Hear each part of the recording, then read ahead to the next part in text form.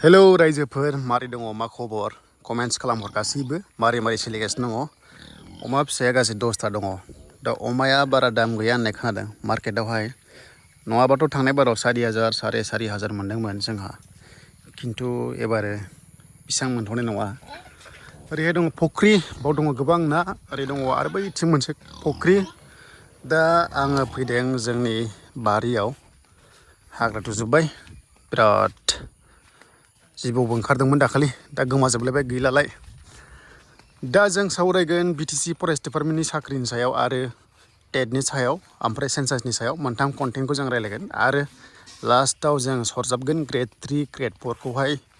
CSBआ मा खालामनो सानदों मानोना गोबां जावरिखांगासिनो दङ सेंग्रा सिख्लाफोरा जबलेस जाबाय BTC आवहाय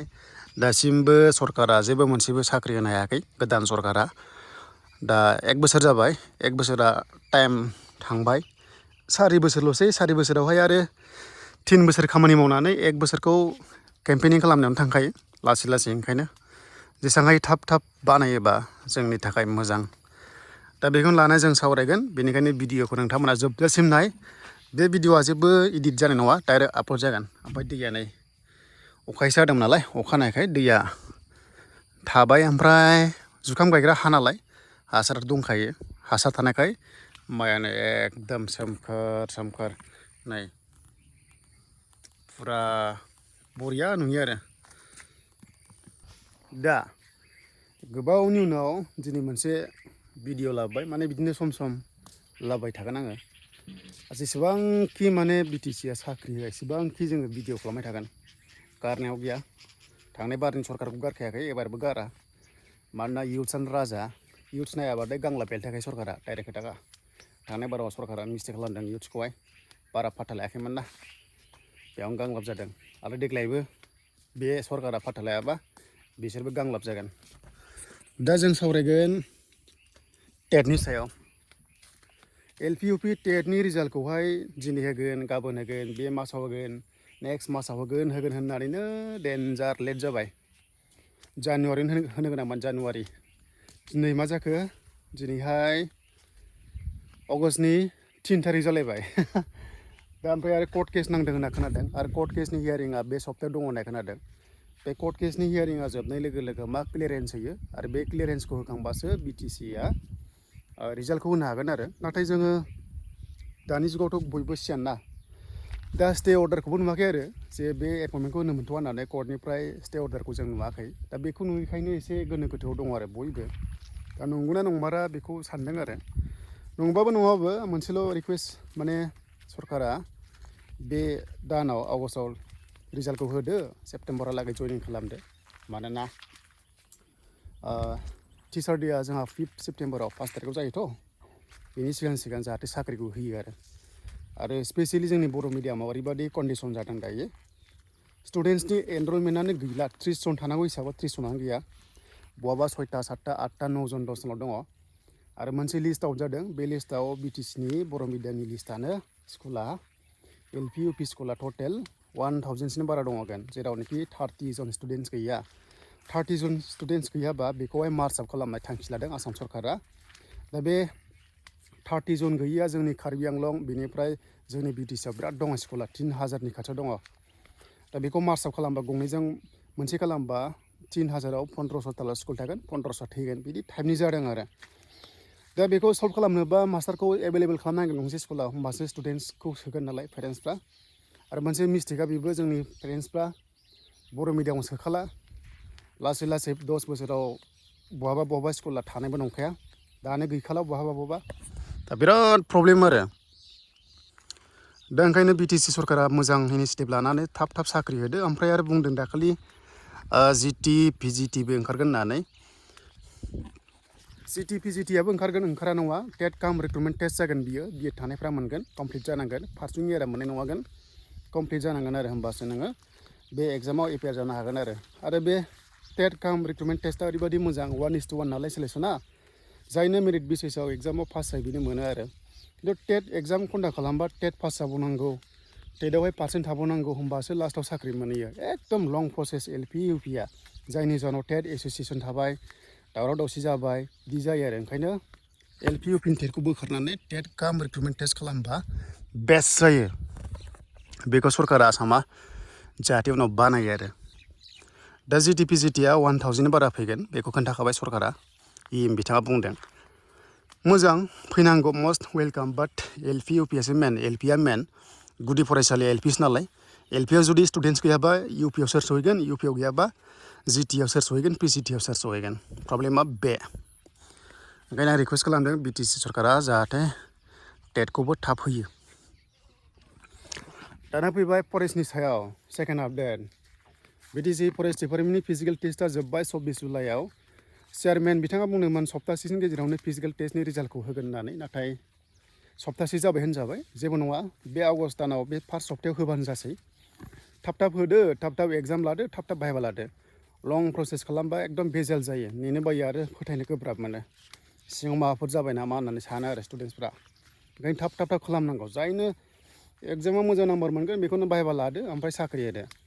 आरो एग्जामाव ओरैबायदि लागोन होनना बुंदों भाइभा टेस्ट सहैनो थाखाय BTCनि फरेस्ट डिपार्टमेन्टनि सेलेक्सन प्रसेसआ मोनथाम आसामना मोनब्रै जायो आं BTCनिखौ खोन्थाग्रोनो BTCना फार्स्टआव फिजिकेल टेस्ट लाबाय सेकेन्डआव रिटेन एग्जाम लास्टआव भाइभा बेनिफ्राय फाइनालिस्ट आसामना फार्स्टआव फिजिकेल टेस्ट जाग्रोयो खिन्थु बिना खारनाय BTCना थाबायनायमोन ना 26 km हौवाफोरा हिन्जावफ्रा 16 kmमोन खिन्थु आसामनि फरेस्टना फार्स्टआव फिजिकेल टेस्ट 3200 मिटार्स हौवाफोरा हिन्जावफ्रा 1600 मिटार्स बेखौ लागोन SLPRBआ इन्टारभिउखौ कन्डाक्ट खालामगोन फिजिकेलखौ ओमफ्रायसो फिजिकेल टेस्टआव काटअफ थांनानै बिसोरना काटअफ लायो दे काटअफ लायो मार्क्सआ फिजिकेलाव 40 थायो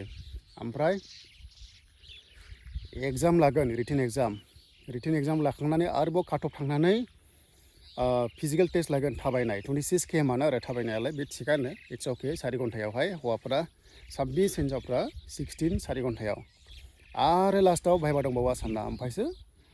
फाइनाल लिस्ट आरो आसामनिया एसे लं प्रसेस दा BTCना फिजिकेल टेस्टनि रिजाल्टखौ होनानै एग्जाम टेट खालामनांसिगौ आंनि बादिब्ला चेयारमेना जिनोखि प्लेसमेन्ट होदोंमोन ना बे बुंनाय बादिब्ला आगस्ट दाननि जोबनायथिंहाय एग्जाम लानो हागौ सेप्तेम्बराव भाइभा खालामनानै हयथ' अक्ट'बर दुर्गा फुजा सिगां साख्रि मोननो हागौ आरो जुदि सरकारा जेबो बेले बेजे खालामाबा सिङावहाय थाब जागोन आरो बेखिनि खोन्थाबाय फरायसनायखौहाय माया नै बरिया जादों बिथिं एसे लाइट बैथिं आफाया हासार सारगासिनो दङ ओरैनो दै दङ मेचिनजोंबो सारनांगोदों दैया गैयामोन नालाय अखाया मैया हराव हादों एसे मोजां जादों दाना फैबाय लास्टआव ग्रेड 3 ग्रेड 4 ओमफ्राय जों लास्टआव सेन्सासखौ रायलायगोन ग्रेड 3 ग्रेड 4आ पेन्डिं जाना दङ बेखौथ' जेबो खोथा बुङाखै CSBआ आरो मोनसे खोथा ग्रेड 3नि डिग्रि लेभेला रिजाल्ट ओंखारखाबाय रल नाम्बारा दंखाजोबो डाटाया बयनावबो ओमफ्राय भाइभा टेस्ट लानांगौ एस पार गाइडलाइन्स भाइभा टेस्ट दङ बेनिफ्राय फाइनालिस्ट दा बे भाइभा टेस्टखौ माब्ला लागोन जेबो आपडेट गैया ओमफ्राय HS लेभेलनि ग्रेड 3 टेक्निकेल नन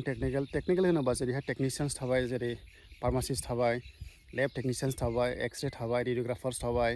ओरैहाय स्टाफ नार्स थाबाय बिसोरनि रिजाल्टखौबो होआखै आरो नन टेक्निकेल जेरैहाय एग्रिकालचाराव दङ ग्राम सेबक दङ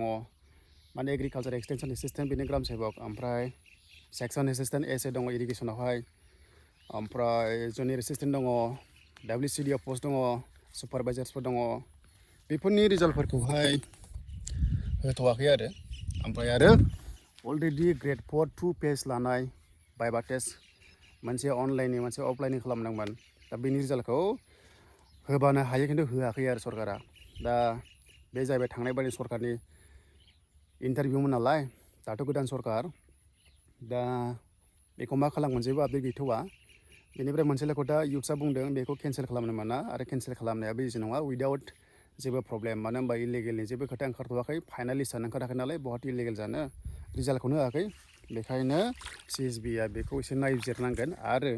CSBआहाय डाइरेक्टलि गोदानबो अफिसियेल नटिस होनो हाया बे केन्सेल जायागौमानि एबा प्रसेस जायागौमानि आरो जुदि बिदि डाइरेक्ट अफिसियेल नटिस होनानै ग्रेड 3 ग्रेड 4 5000 भेकेन्सि ओंखारोबा सानदो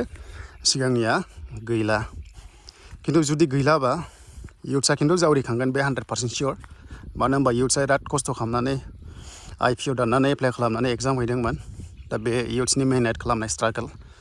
थ' बेखौ CSBआ बुजिनांगोन CSBआ सोर फैया I don't know सोलायबाय थायो सरकार सोलायबानो खिन्थु डाटायाथ' एप्लाइ खालामना थायो नालाय जाहाथे होयो आरो भिडिअआ बिराद गोलाव जासिगोन 10 मिनिट जाबाय लास्टआव फैबाय दानिया सेन्सासआ जाबाय सुबुं सानखो बर'आव बे सुबुं सानखोआ 10 बोसोरजों खनसे जायो ओरैनोथ' 2011आव सेन्सासआ ओंखारदोंमोन 2011 नि सेन्सासखौनो दायो लायो आरो 2011 सेन्सासनि मथेनो बेसेबां बर' सुबुं दङ बेसेबां धोरोमा मा दङ बबे धोरोमाव बेसेबां दङ बेसेबां फरायनाय दङ बेसेबां आबाद बिथिङाव मावो बेसेबां साख्रि मावो बियो ओंखारबाय थायो डाटाया दा बेखायनो गोदान सेन्सासआ जानांगौमोन जोंनिया 2020आव 2020आव नाथाय बे समाव लकडाउन जानायनि थाखाय सेन्सासखौ साननो हायाखै सुबुं सानखोखौ लानो हायाखै 2020आव लानानै 21आव ओंखारनांगौमोन आरो खिन्थु बेखौ जायासै लकडाउननि थाखाय बेखायनो एबारसो लादों आरो बियो इन्डियायाव सेन्सासआ एबार माने देग्लाय जाबाय आरो बेनो जाबाय फार्स्ट टाइम डिजिटेल सेल्फ सेन्सास खालामनो हायो दा बेखौ खालामना लादो लास्ट डेट 16 आगस्ट खिन्थु बारायगोन शिबसागर आरो चराइदेवआथ' सेन्सासआ जाखायाखै दायो बन्द' बिसिना मानो होनबा दै बानानि थाखाय लासैनो जागोन बिसिनाबो दा 16 आगस्टसिम खालामनांगौ आरो बेखौ नों खालामनो हायो जुदि खालामाबाबो जेबो नङा गावसोर खालामफैगोन गभर्नमेन्टनिफ्राय दायो ट्रेनिं होगासिनो दङ बेखौ खालामना लादो आरो एसेबां प्रब्लेम गैया बेवहाय जेबो गिनांगौ गैया आरो बेनो आरो लास्ट डेटआ 16 आगस्ट ओमफ्राय बे जों दा सेल्फ सेन्सास खालामनायखौहाय अफिसियेलि एप्रुभ खालामनांगोन एप्रुभ खालामबासो जायो आरो दा जेबो नङा जास्ट सेल्फ सेन्सास खालामदों बेखिनियानो रायजोफोर दिनै ससे भिडिअआ मोनथाम मोनब्रै कन्टेन्ट सोखाबाय आङो दा मोजां बानायदो सेन्सासखौहाय ओमफ्राय साख्रि बाख्रिनि थाखाय बयनिसिमबो अल दा बेस्ट थाबाय आंनाबो एग्जाम दङ फरेस्टार ग्रेड 1आवहाय क्वालिफाइड जाना दं नालाय फिजिकेलाव थ' आंबो एसे खस्थ' खालामगासिनो दङ जुदि इसोरा अनोबा जाना फैगोन आरो जाना फैयाबाथ' गैला थांनाय बारावथ' फरेस्ट गार्डआवसो एग्जामा पास जादोंमोन बाट लास्ट प्रसेसआव जायासै बेखिनि नेक्स्टआव नोंथांमोनहा लोगो मोनसिगोन